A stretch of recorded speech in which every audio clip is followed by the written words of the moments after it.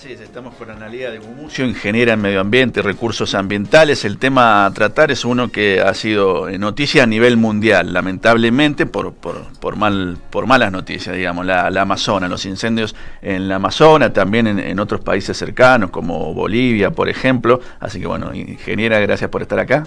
Gracias a ustedes por la invitación y buen día a la audiencia. ¿Qué tal? ¿Cómo estás? Bien, gracias. Bueno, la primera consulta es, ¿qué le parece este tema? Porque ha habido en estos días mucha información, se culpaba al gobierno de Bolsonaro y su política, digamos, de relajación con respecto a los controles. El propio presidente culpó a las ONG, que tiene una pelea aparentemente importante porque también les ha sacado recursos. Después se dijo también que en esta época hay incendios que son como naturales en los matorrales del Amazonas. ¿Cuál es su información, su opinión? Bien, bueno, inicialmente la Amazonía comprende principalmente Brasil y también otros países como son las Guyanas, que pertenecen a Francia, a Bolivia, a Paraguay, ¿no? Entonces son varios los países que tienen parte de Amazonía. De hecho, en Bolivia hay incendios muy importantes en este momento también, en la Chiquitanía. Entonces, algunos estudios dicen que, o los científicos han dicho de que este año no ha sido menos húmedo en la Amazonía, o sea, tiene una humedad más o menos constante. Así que los incendios no pueden ocasionarse por condiciones naturales, ¿no? Evidentemente, desde el 1 de enero de este año, desde que asume Jair Bolsonaro, elimina todas, no la elimina, pero casi las lleva a la extinción las políticas de protección ambiental, particularmente en el tema de la Amazonía. Y bueno, este señor es, no sé, tan torpe que culpa a las ONGs, es más o menos ridículo. Es como que si les pasa algo a las ballenas, culpemos a Greenpeace. No, es una cosa así. Sería como nosotros que somos detractores de prácticas como el fracking, vayamos y rompamos una cañería para demostrar que existe contaminación, ¿no? Es algo absurdo. Estamos justamente para evitar que esas cosas pasen. Él siempre tuvo una disposición a avanzar en el tema de la soja, en que Brasil sea el primer exportador de soja, que además que toda su producción la vende a China, que es su principal mercado, y a él en este momento lo único que le interesa es avanzar en el tema económico. Entonces, no voy a decir que lo hizo él, digamos, pero sí la gente los agricultores que están dedicados a la producción de soja, ¿no? No es casualidad que esto suceda justo ahora que está este señor ahí de presidente. Esto sucede otros años y este año ha sido más importante.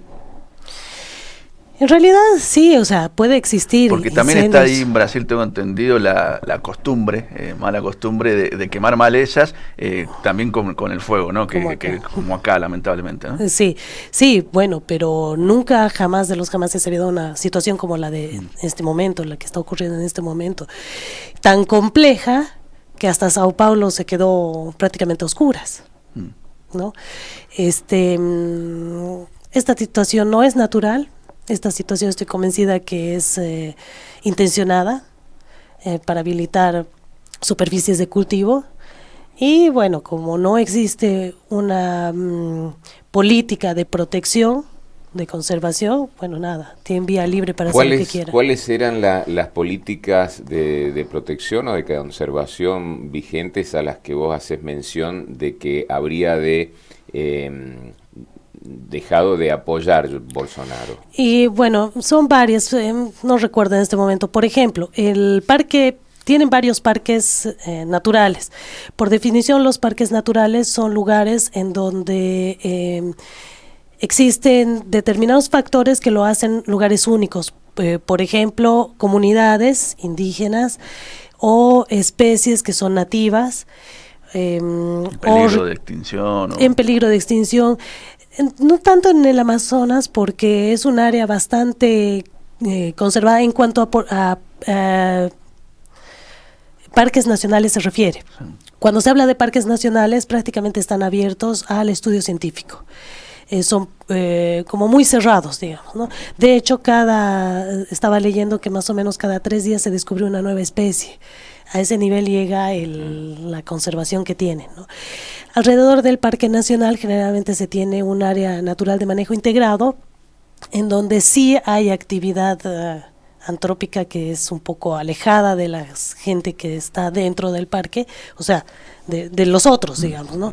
Por ejemplo, puede haber carreteras, pueden haber proyectos de turismo, puede haber agricultura, pero siempre es de manejo integrado, siempre es de cuidado.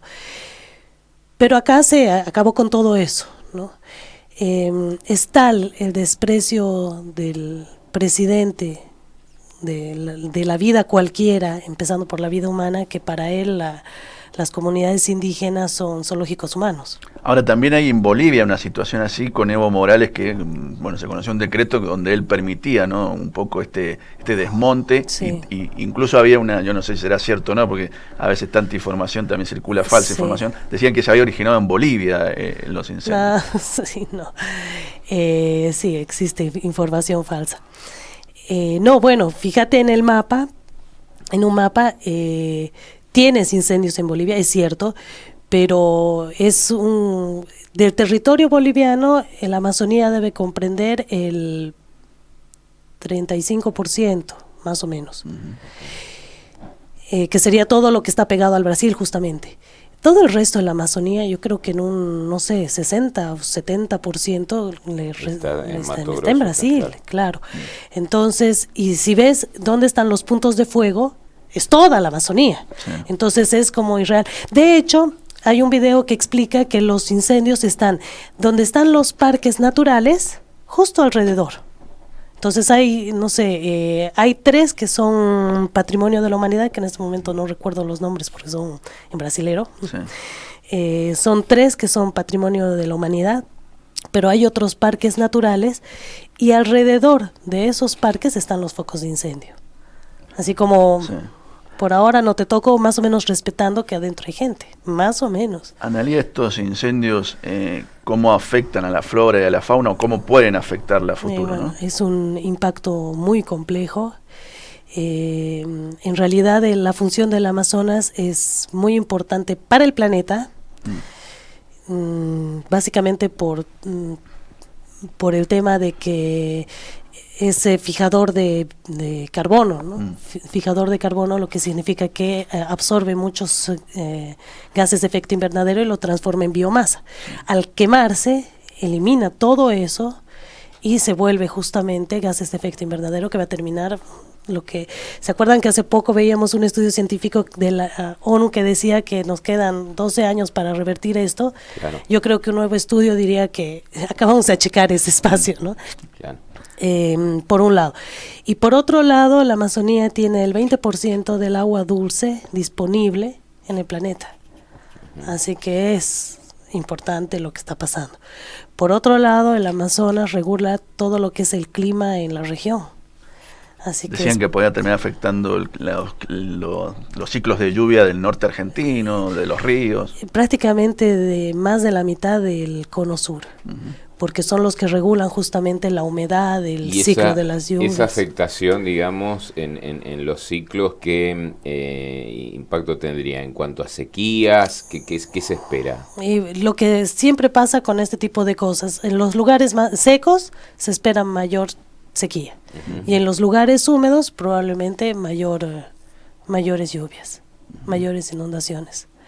Analía, este tema de la desprotección ambiental de lugares tan estratégicos e importantes como la Amazonía, también se da acá en Argentina, ¿no? Porque hemos estado viendo, también aprovechando un poco la repercusión que ha tenido este tema en Brasil, de lo que pasa en Chaco, ¿no? Con el desmonte, ¿no? Es algo que tenemos también nosotros y a lo mejor no lo vemos, ¿no? Sí, por supuesto. Hace un tiempo se publicaron las fotos de Córdoba, que ha sido todo desmontado para cultivo de soja. Entonces mostraba una foto donde está una finca con su flora nativa, y en la siguiente estaba inundada, ¿no? Después del cultivo de la soja no te queda nada, no queda nada.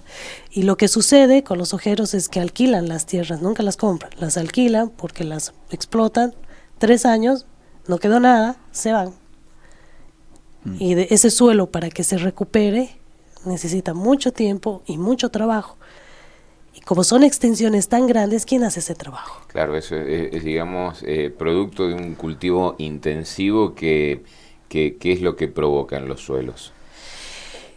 Particularmente en el caso de la soja, absorbe muchos nutrientes y mucha agua. Entonces, al final te queda un suelo pobre. Pasa en Bolivia con la coca. La coca es otro cultivo que absorbe muchos nutrientes y también mucha agua. Entonces te deja el suelo pobre. Y después de arrancar esos cultivos, después de 3 o 4 años de cultivo, te queda un suelo prácticamente estéril. Allá sucede mucho que la parte del medio de Bolivia es valles. Entonces hacen terraceo para cultivar la soja, la coca.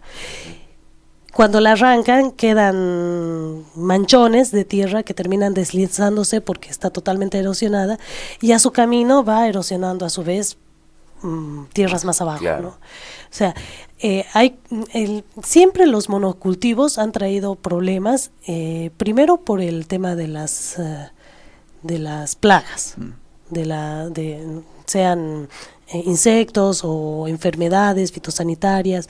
Siempre el monocultivo ha traído problemas para la planta, que ha sido lo que ha llevado a la fabricación de todos estos agroquímicos para protegerlas, ¿no? Por eso en el desarrollo sostenible se habla de cultivos diferentes, ¿no? De ir poniendo cultivos diferentes y hacer rotación de cultivos para aprovechar de manera sostenible el suelo. Por ejemplo, el haba, la cebada son plantas que agregan nitrógeno en el suelo. Y el desmonte también perjudica, ¿no?, mucho o favorece lo que son después las inundaciones, ¿no? Porque claro, pierde su capacidad de filtración, y lo vemos mucho en Argentina en algunas provincias como Santa Fe, sí, donde después llueve mucho y los campos están anegados, ¿no? Sí, tal cual. Creo que fue en Salta que se vino abajo todo, hubo un deslave tan grande que se llevó a las casas por delante, ¿no? Es cierto, la vegetación retiene agua. Entonces, cuando tú arrancas todo eso, pasa el agua, desliza, arrastrando lo que venga. Y afectando, por supuesto, más abajo, porque no es solo el impacto ese, queda también hacia abajo, arrastra todo ese material y genera impactos más abajo. Si no tenemos otra consulta de este tema, yo quiero aprovechar, porque antes de que entrar nos enteramos de que ha sido también perjudicada esta semana por los incendios que hubo el miércoles, ¿no?, el Día del Viento, aquí en San Rafael, que hubo tantos simultáneos. Unas palabras, un poco para tratar de concientizar lo que produce la quema de malezas con fuego, sobre todo en día de viento. Está prohibido en cualquier día, pero sobre todo en días de viento, porque bueno, vos viviste una experiencia con tu familia ahí horrorosa, ¿no?, que el fuego les pasó muy cerca. Sí. Yo creo que la gente tiene que tomar conciencia de que cuando se les dice, especialmente cuando se habla de que va a haber viento sonda, lo último que hay que hacer es prender fuego. Ese día yo estaba muy enferma y quería dormir, y gracias a Dios no me pude dormir, porque si me dormía perdíamos a nuestro caballo, a nuestras gallinas, ¿no? Porque mi esposo estaba envasando miel, haciendo su trabajo, y no estaba enterado de nada de lo que pasaba. Fue tan violento la llegada del fuego hasta la casa, que en verdad no hubo tiempo a nada. Y a pesar de que tenemos cortafuegos, a pesar de que entramos a mojar lo que podíamos, porque tampoco tenemos una bomba que empiece a regar, ¿no? Además fue muy rápido todo, ¿no? Fue tan rápido, yo te diría que en menos de 5 minutos lo que te decía hace un rato, tenemos un fondo de 460 metros de terreno, y al principio vi humo, y 5 minutos después ya había atravesado la carretera. Entonces, en esos 5 minutos avanzó 500 metros arrasando todo lo que había a su paso. Y tuvimos suerte que cambió de dirección el viento, porque si no se nos venía encima de la casa. Y yo en mi cabeza hacía la lista de las cosas que tenía que sacar para... Ya te imaginabas que perdías la casa, digamos, Sí. en un momento, ¿no? Sí. Sí, decía, pucha, estamos a punto de terminar la construcción de la casa y casi, sí, pensé que la perdíamos. Pero, ¿sabes? O sea, fue un fuego muy virulento, muy fue abrasivo. muy violento. Iba como en forma horizontal. Era tan fuerte el viento que iba en forma horizontal, arrasando todo. Así como las imágenes de una llamarada solar que viene y arrasa todo. Bueno, así fue. Tan violento era, tan horizontal iba, que atravesó la carretera. Que tienes, no sé, 5 metros de... Deben ser 6 metros de rodadura, más la banquina. Claro, lo que pasa es que eso me imagino que es producto del mismo viento que lleva maleza encendida y la pasa al otro lado. Fue así. Arrasó con todo y pasó. Y claro, al medio quedaron los vehículos parados y después tuvieron que dar la vuelta y se bloquearon los accesos de la Vuelta de Zamora y la Vuelta de Rodrigo. Porque era tanto el humo que no se veía nada, no se veía 2 metros. Casi nos asfixiamos. Los animales de la finca de Álvarez al lado, ¿no? Una finca al frente, enfrente de tu casa. Sí, al frente de mi casa están las vacas de los Álvarez. Casi se asfixian, en realidad estaban todas desmayadas. En la casa de mi sobrina que está al lado le pasó a 2 metros el fuego. Cruzó la carretera y el fuego siguió. No hay mucha maleza, el pasto está relativamente corto, pero avanza. Claro. Y llegó a la casa de unos chicos donde tiene una cortina de junco. Afortunadamente ahí se detuvo. De casualidad no ha hecho mucho más daño y a personas y a casas, ¿no? De casualidad. En nuestro caso, pero venía hoy un señor que es cliente nuestro, que allá en La Nora, en la finca donde cuida, un hombre también le prendieron fuego en algún lugar y fue a abrir a las cabras para que salgan y salieron todas, pero le quemó 3 animales. Sí, en Ramacaya también murieron 20 perros, algunos animales, sí, ha sido... Bueno, mi gato no apareció, así que me parece que ya fue. O pensemos que escapó, digamos. Que escapó, sí. Que escapó del fuego y está perdido. ¿Sabes? Pensaba en la gente que está dentro de los parques en la Amazonía. Sí. Debe ser realmente desesperante saber que tienes fuego alrededor y no tienes a dónde salir. Claro. Que fue lo que nos pasó a nosotros, ¿no? Sí. Tienes fuego a donde veas, claro. No sabes para dónde rajar. Sí, es muy peligroso. Esperemos ojalá que llueva. Sirva para que pase menos esto, ¿no? Porque se había avisado, hay vientos onda, no prendan fuego, la verdad que cuesta entenderlo. Sí, en verdad me gustaría ir terreno arriba hasta ver dónde empezó, ¿no? Y sí, sería bueno que alguna vez se encuentren a los originarios de estos incendios y se los castiguen como muy corresponde. Responsables, sí. Analía, te agradecemos muchísimo que hayas venido. Gracias a ustedes. Muchas gracias. No, gracias hasta luego. Nos vamos a la pausa, enseguida venimos. En 94.5, la inmediatez de la información está aquí. Somos la información. Somos